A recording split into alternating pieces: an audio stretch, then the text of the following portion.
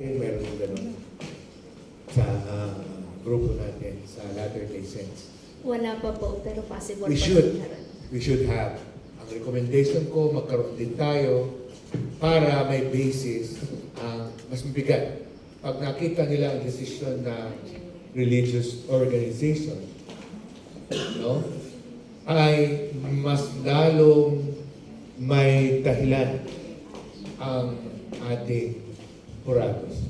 Kaya ito ang nire-recommend ko po sa atin dito na sana mayroon din ganun tayo pinapairal sapagkat yun ang pati no, yung batas.